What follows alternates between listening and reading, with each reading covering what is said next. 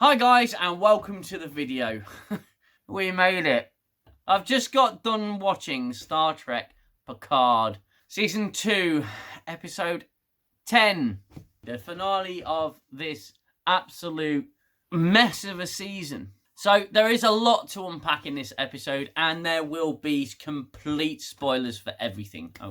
And will there be some spoilers? The episode obviously closes out the season, but leaves a little bit of an ambiguous ending as to what they're going to deal with in Season 3, I suppose. Everything comes full circle with massive plot holes, as we come to expect from nutrek. Just ridiculous nutrek tropes are all over the place. Now, shamefully, there were some parts of this episode that I really liked. There were some parts that I really, really hated. There were a few moments where, again, it made me smile. In some ways, it was quite moving, but you can't get away from the underlying fact that the entire show is just been so terrible. So you can't be massively forgiving with it. As usual, I'll take you through a run-through of the episode. So from this point onward, complete spoilers. I'll give you a basic rundown of the episode. Episode opens on Chateau Picard, and Picard's referencing the fact that some bullet holes are still in the wall, so that would mean that the bullets are still in the wall. And Rios says, well, does that mean that we're on the right course? And Picard goes, I simply do not know. I don't. I'm sorry. So they're trying to decipher what was meant by Jurati of Borg in the previous episode when she said one Rene Picard must live, the other one must die. So not Laris is like, well, I know how to fix that instantly. And Picard looks at her, gives her this gaze as if he knows what's going on. He's like, don't you bloody dare! Don't you dare! I know what you're planning. They decide they've got to split up. So Raffi, Seven, and Rios have to go to try and stop Soong in his secret house lair. Okay, Scott. Not Laris is going to go do her thing with Rene Picard. They all go to the apartment. They decide they've got to split up. As I said in the last episode, Not Laris has this little portable smoke transporter device, you know, the magician's transporter. It's only ever used when the plot needs it.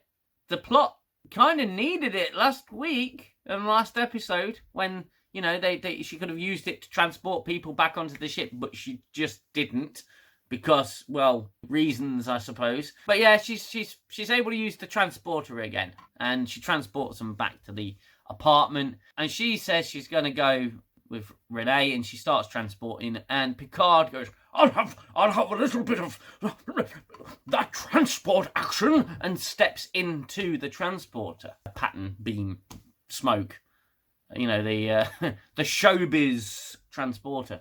Credits roll, and then post-credits, we zoom in on the solar system, down to Earth, and to the Europa launch site. It's all very Gary 7. I don't know whether they're just paying homage or ripping it clean off. But I was honestly expecting a man crawling across the gantry with a cat. Wasn't there. At least not that I saw. So Picard and Not Laris make it to the launch site. Picard is like, I know what you're planning to do. And I simply will not let you do it.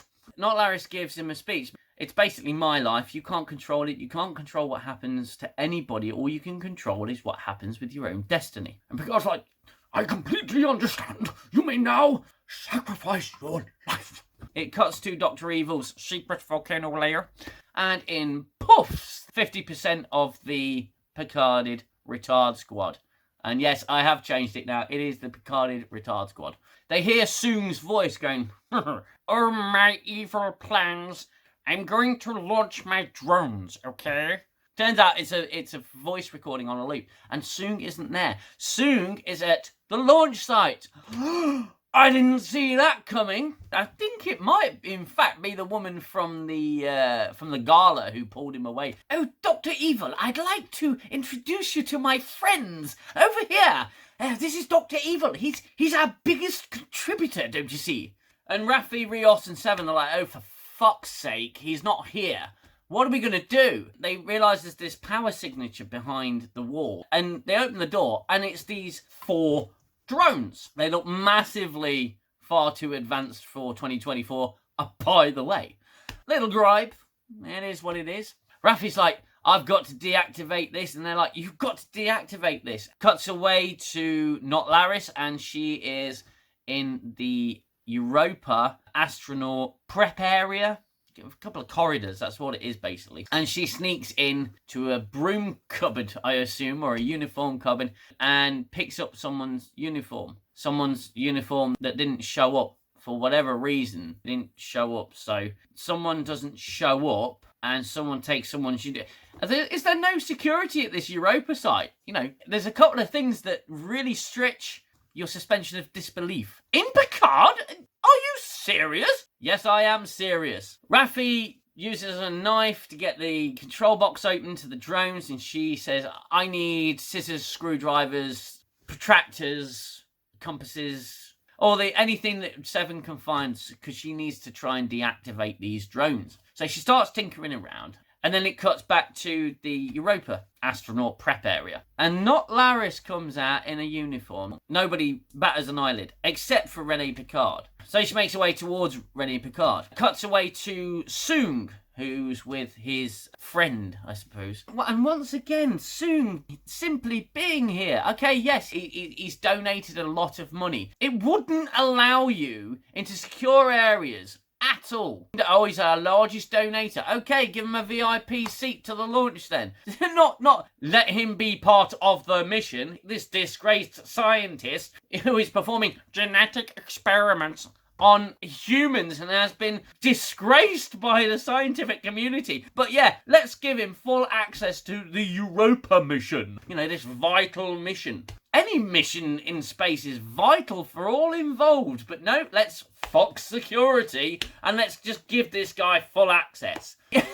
He has this whole interaction, this back and forth with this woman. She's either a PR person or if she's in charge of the mission or in any way like that. I think it's shameful, absolutely shameful. They should be allowed to continue her role. Anyway, she says, we thought this day would never come, and Soong gets a little pissed off and he goes, what do you mean you thought this day would never come? It's really obnoxious and really out of place. Basically showing your true colours. Why are you showing your true colours? Why wouldn't you just get yourself in and do it that way? Cuts to Not Laris, and she makes it to Rene Picard's room. Rene Picard thinks that she's her buddy, her launch buddy, but then turns around, really realises she's not. She goes, who the hell are you? I know everyone on the crew, you're not on the crew. And Not Laris starts explaining who she is. You know, the fact that she's a watcher with powers that pop up and disappear episode to episode because the plot needs them to, or the plot just simply forgets, oh, she's got the power to take over other frickin' people. Cuts back to Adam Soong, and Adam Soong is getting really testy with this woman now, and it goes a little something like this. I think I'm going to leave you here on my own because you're a moron, and I'm just going to go and speak to Rene Picard myself because I have access, okay? Let's zip it! Not Laris is talking to Rene Picard, saying that I've been watching you all of my life, in her Irish accent. She can't hide it. She doesn't do a very good job of hiding it. It comes out every now and then. She goes, I've been watching you for most of your life. And it's like, no. What are you? Irish? American? Romulan? American? Romulan? Irish? American? I'm getting lost now. I gave you this when you were a child. She convinces her that she's been there watching her entire life. Cuts away to Rios, Seven and Raffi. They're trying to stop the drone launch. They fail. They do not succeed in stopping the drones from launching. Cuts back to Not Laris, and she's still trying to convince Rene Picard who she is, and she's got to trust her and everything like that. So Soong comes round the corner, heading to Rene Picard's dressing room. Is it a dressing room? It doesn't look like a very good room, but it's got her name on it. She has that room. That is her room. Practically nothing in it. Anyway, we see Rene Picard come out, and she goes, please help me, there's a mad woman in there saying that she's my watcher and everything. And instantly you know, of course, that this isn't Rene Picard, or there's some kind of other plan. The last scene was left with her saying, oh, you've got to trust me. And we all know there's a bait and switch here. That is not Rene Picard. Soong says, don't worry, I'll get you out of here, okay? Yeah, follow me to my pit of fire. Raffi successfully hacks into the drones and Rios pilots them into one another and destroys them all. So, not Rene Picard. She starts keeling over and she's going, oh my god. Soong's like, you have fallen for my evil plan. Now you owe me $1 billion. And he takes this thing off of his hand, this skin thing. This neurotoxin. He's not wearing gloves when he takes this off, by the way. He takes off this hand covering. It's kind of like, if you remember 24, I think it's season 2, where someone shakes President Palmer's hand and it's got the virus thing on it. And he starts convulsing and collapses. It's pretty much like that. But the woman who did that had full gloves on, because if you touch a neurotoxin that's transferred through the epidermis, yeah, the skin, you touch it, you're exposed to exactly the same neurotoxin. I don't know. Maybe he had an antidote first. I don't know. His evil plans come to fruition, and he says, I'm so evil. You're not going anywhere. You're going to die, Rene Picard. And she's basically like, oh my god, I'm dying. He just goes, Not Rene Picard stumbles around the corner, and she meets up with actual Picard. Now, I think at this point, Picard knows that's not Rene Picard. He goes, look up. She looks up and sees it launching, and then she reveals that she's actually not Rene Picard. She is indeed not Laris. All this not business, I tell you. It's hard to keep up with sometimes. Not Laris is dying. She says to Picard, you got to look forward in the future. You've got, stop worrying about the past, and don't be lonely. Don't die alone. Don't be lonely. Your future is before you, not behind you. Which I think Picard has already learnt that lesson several times over in Star Trek. Not Laris is not alive anymore. She dies. The neurotoxin that affects humans affects Romulans apparently as well. And the camera pans out. It's supposed to be very sad. But to be fair, I felt nothing at that point. Back to Dr. Evil's lair. It's been completely trashed. One would assume by Soong. I mean, Seven, Raffi and Rios clearly just left after they got control of the drones. They don't stick around to deal with Soong, to make sure all the loose ends are tied up. And I thought that very sort of metaphorical for this season and for this episode in particular, because not all the threads are tied up, and some of the amount of loose ends. I think it's going to be a long addendum video. Soong is drinking, he's all depressed in his smashed up volcano lair. And he's watching the launch and he just goes, God, stupid launch. He's all pissed off. And then he walks away, throws his glass into his glass beakers, I suppose, and turns around and his computer beeps. Someone's hacking into his computer and starts deleting all of his files. And it's our friend Corey Soong with the VR headset.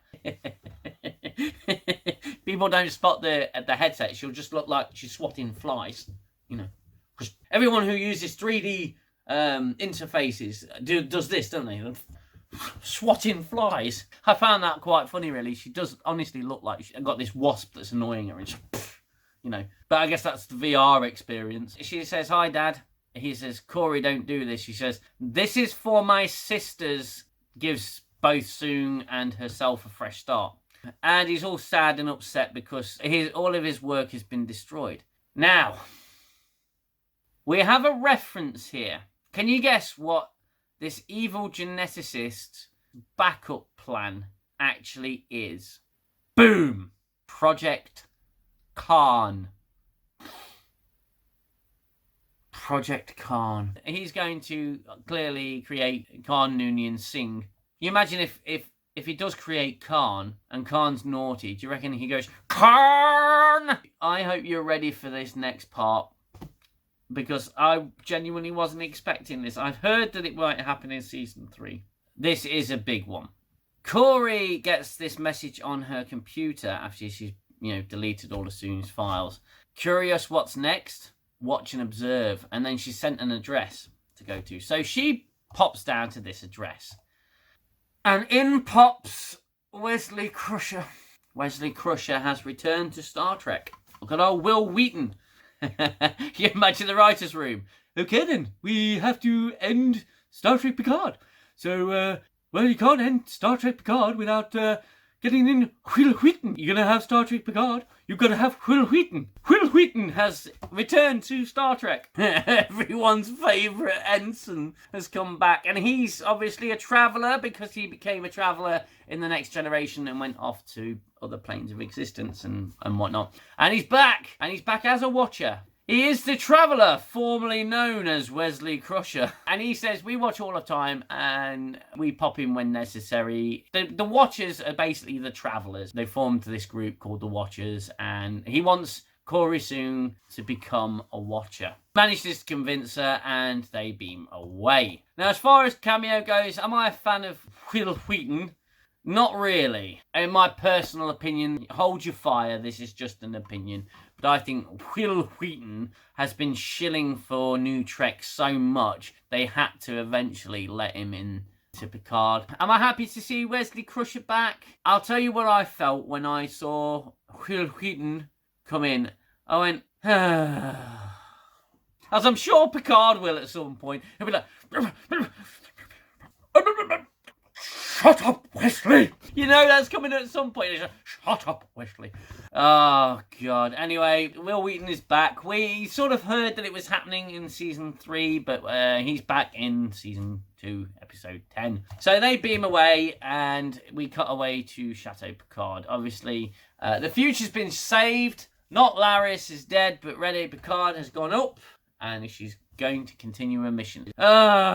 We said it would be an ending. We didn't say it would be a tidy one. I knew it would be this messy. The retarded Picard squad have reconvened to Chateau Picard. Rios has collected all of the technology. Hopefully, all of the technology, including the communicator that he left in the clinic and the communicator that Picard dropped in Guinan's bar. They're saying, oh, what do we do now? We're stuck in the past. We're going to have to get jobs, make money. And Rios is going, oh, well, look, I've got a family. And you know what's coming? I knew it was coming. I said it in my last video. Seven and Raffi make up and they have little kissies. Raffi's like, you know, what does this mean? And Seven's like, let it breathe, okay? Cuts to Picard and he's like, he puts the key in the wall. Q shows up and completes the circle. Now, I had mixed feelings about this scene with Q. And what I'm going to do is a season addendum. All right, so I'm going to do an addendum for this episode because it deserves it. But I think I'm going to do a season addendum. Now, that will take some time to compile, so you have to be patient with me on that. But this scene with Q,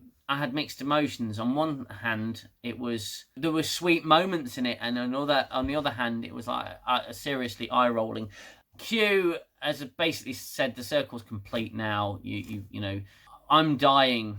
I don't want my friend to die alone. So this entire lesson, this entire season, was about you learning that you don't need to be alone. You shouldn't be hidden in the past. Just immense amounts of questions that I have with regards to this season and the arc. Q basically says, look, I'm dying, you know, your past is in the past, you've got to focus on the future.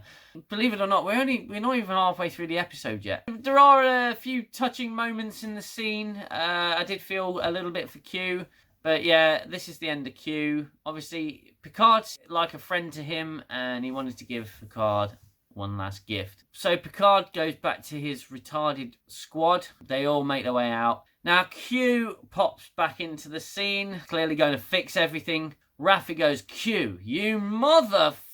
Yeah, she tries to strangle Q. Why? Trying to strangle a Q. And Q goes, even in my weakened state, yeah, you might actually kill me, but so will getting you home. Q's going to get them all home, and once again, I did predict this. Rios decides to stay behind because he's got a family now. He wants to stay behind in the past and create butterflies with the doctor lady that he's, you know, fallen madly in love with. So they all say goodbye to Rios. A little touching. Picard goes up and gives Q a hug. Again, touching moment. I don't know why they had to end Q. Probably because the Lance is getting too old for it. I kind of get it. Q snaps them back to the future, and that is the end of Q. Q has gone. Bye-bye, Q. I don't know how I feel about Q's ending, but he gets everyone back to the proper time. We cut into Picard on the bridge of the Stargazer, and he deactivates the auto-destruct. Again, We knew, it was predictable, it was coming that Agnes was the new Borg queen.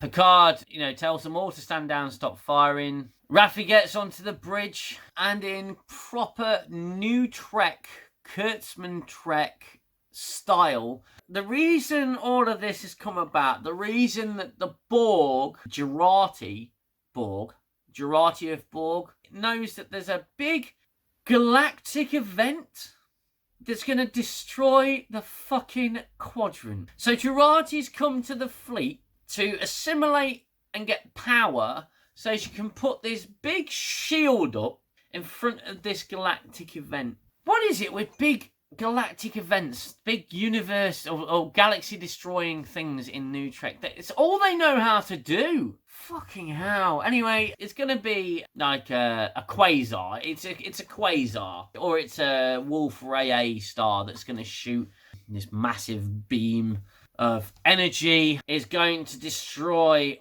billions of lives in the quadrant. Picard gives Seven a Starfleet commission and makes her clearly a captain. Because she needs to be a captain. I said in my addendum video, Janeway had no pull to get her into Starfleet, but Picard has pull. Right there and right then, he makes her the captain and he puts her in the charge of the situation because it's a Borg situation. They warp to the location of this anomaly with no idea how much time it's taken them to get there. We can assume it's a few dozen light years. We might as well assume it's probably anywhere at this point. But if it was close enough to Earth to cause a problem, they'd have detected it already. But they warp to wherever it is and instantaneously get there because reasons. They put up this big shield to block this quasar. And I assume it's a quasar. The Excelsior's power starts fluctuating and not creating a harmonious connection. And Raffi says, Excelsior, your shields aren't harmonious or something. You don't have good shield harmony. It needs to be harmonious, the shields now. Elnor pops up on the screen. And he's the extra gift that Q had said previously, because Q said before he died that there was be an extra gift. And it's that Elnor's alive. So Elnor's alive on the Excelsior. And this big beam shoots out at the fleet with the Borg ship in the middle. There's a big celestial event. Let me try and iron this out. There's a big celestial event, like a galactic event. And it's a gamma ray burst, or it's a fucking Wolf Rayet, whatever it is. It's scale-wise as big as the Borg ship. Pretty big. I'd say the Borg ship is about the size of a Borg cube. So this gamma ray burst is no bigger than a Borg cube. But somehow that's going to destroy the quadrant. Oh, I mean, are you kidding me? How's it going to destroy the quadrant? It's as big as a Borg cube and it's long. We're nearly there. Let's get to the end, shall we? The shield blocks it. Then you cut to other worlds and you cut to Earth and other planets, and they're seeing this big celestial event that's light years away. Fucking light years away! Let me tell you about something about the speed of light. Now, in Star Trek, they've gotten past the speed of light with the warp drive. Fair enough. I'm talking about the speed of light. This galactic event is light years from Earth. So the light from that galactic event would take years to get to Earth, but they're watching it on Earth and other planets. Oh, what's happening? There's a big galactic event up there. Look. It's the same as Star Trek 2009, where Kirk's deposited on a planet because he's mutinous and he's just left on a planet instead of being put in the brig. He's just, Spock shoves him in a fucking escape pod and he lands on this planet, and it's just a big excuse to get a big alien. But it's also a big excuse to meet Spock. And when Vulcan is destroyed in that film, Spock can see the planet being destroyed. Well, what planet is he on? Because they're a fucking warp. They've warped away from Vulcan that's been destroyed. They're far from Vulcan, but Spock can see from the fucking planet that Vulcan's being enveloped by a black hole. It doesn't make any fucking sense. That anomaly's light years away. If it's not light years away, Starfleet would have fucking detected it. But now it takes freaking ages to get from point A to point B. It takes years. That's why they're called light years. We can't see the state of the sun as it is right this very second. It takes 8 minutes for the light to get from the sun to us.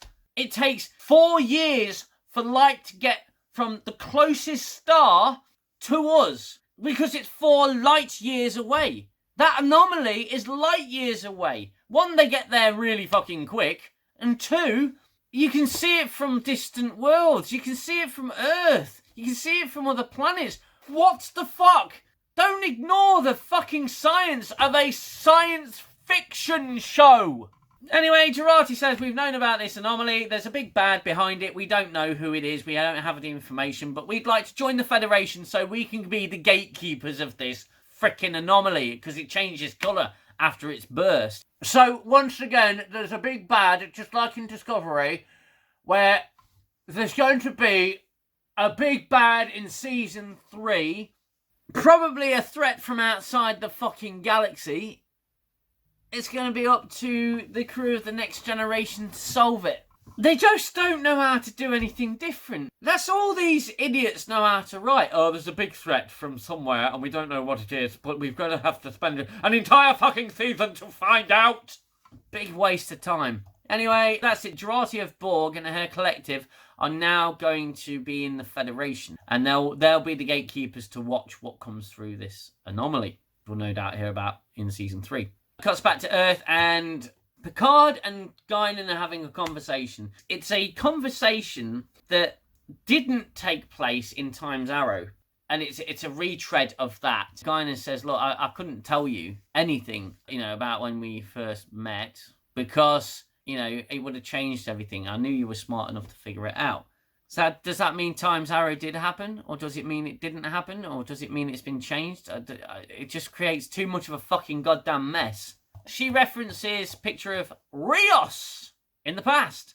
She explains to Picard that Rios in the past married this doctor lady, and they became important to history because they set up hospitals, and the little kid, the doctor's son, basically cleaned up the oceans using an organism that Rene Picard found on Europa. An alien organism helped clean up the oceans of Earth, and it came out to real change, and there's so much fucking wrong here. So many freaking questions. Picard and co toast to the future, and he calls everybody his family, and he knows he's got to go back to Chateau Picard to try and stop Laris. We can finally say Laris. He says, where are you going? Where do you think you'll end up? And she goes, I'm going to go off and live my own adventures now. She's restored the conservatory while Picard's been away.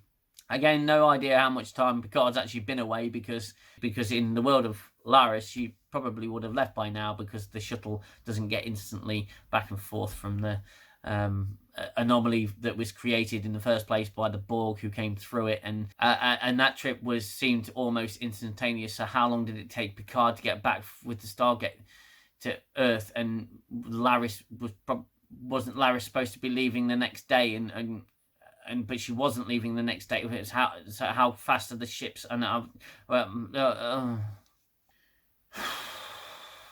anyway, Picard convinces Laris to stay, and she smiles, and she's all giddy, and the camera pans out, and we get a shot of the Milky Way, and we see this little flash of light.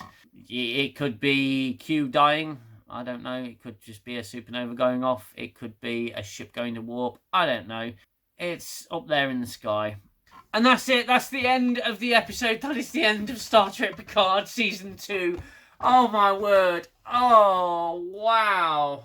That was the long way round for absolute sure. Oh, my God. That was infuriating to get to. Okay, so this episode, what did I think to it? They tied everything up, but they didn't do a very good job of closing off the season. And the more I think about it, the more annoyed I get, because the whole season was full of contrivances and plot conveniences and exhaustingly bad writing. The season as a whole was crap. The last episode was one of the worst things I've ever seen, with the most amount of problems. I could have made an hour-long addendum video just on the previous episode. I don't have that sort of time. It takes me a whole weekend to do an addendum video. It was a below average ending to a terrible season. It's hard to get my head around, but I mean, there were a couple of major issues for me with this episode. One of the big ones was the threat from another place again. Just like Discovery Season 4. That's it. Star Trek Picard Season 2 is done. I can't believe it. I'm at a loss. It was a very mediocre ending to an incredibly terrible season of Star Trek, and the whole going back in time thing, it didn't work for me. This should have been a two-parter of normal Star Trek, possibly even a three-parter. It could have been done, trimmed down, and it would have been a lot better. So, yes. That's the end of Season 2, and Season 3 will be airing sometime later. I'll be back with Picard Season 3, and they say, oh, it'll be different. Yeah, whatever.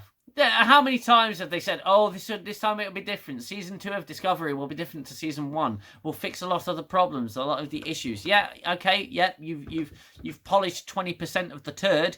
You can't polish any more, can you? Oh, Season 3 of Discovery will be different this time. Oh, Season 4 of Discovery will be different this time. It's exactly the same fucking show. In fact, it got fucking worse. And Picard, well, aside from the first episode, which I thought set everything up, there were respectful elements. They seemed to have more time for Picard and respecting the character of Picard. And then throughout the season, they just destroyed it. They just destroyed him even further. And we've gone back to, Star Trek time now in the Star Trek universe. And the Borg are going to be gatekeepers for an anomaly that originated from a species or a threat, an external threat that is outside that fucking... I don't fucking know. It's ridiculous. It's been done time and time again with new Trek, let alone old Trek. It's been done time and time again, and they're just doing it again. I'm trying to think which season of Picard is worse, this one or the previous one. Season 1 is still shit. This is slightly, and I mean slightly better, but no, this ain't Star Trek. That's enough of me ranting. I hope you enjoyed this video, and if you did, hit that like button and consider subscribing to the channel. The channel has now exceeded 1,000 subscribers, and I just want to say a huge thank you to everybody who's made that possible. I will be back with Strange New Worlds as soon as I can actually view the episode, and I'll be reviewing the Orville when that comes out. I'm also going to be doing some other little projects as well. Hope you stick around for those. I'm afraid to say there'll be very few exaggerated Picard impressions going forward. I will try and slip one in whenever I can, but just as a little treat, I'll end this video by saying thank you so much for watching. You take care of yourselves and take care of each other. Mind how you go, and always remember that the past is not important. The future is more important, and I am now going to go. So goodbye, and take care of yourselves. Bye-bye for now. I'll see you soon. I need the silence, stop the violence of the war in my head. Time's the healer, the eraser of all done and said. And as I fall back to my shelter, I know I'll only find peace in your smile.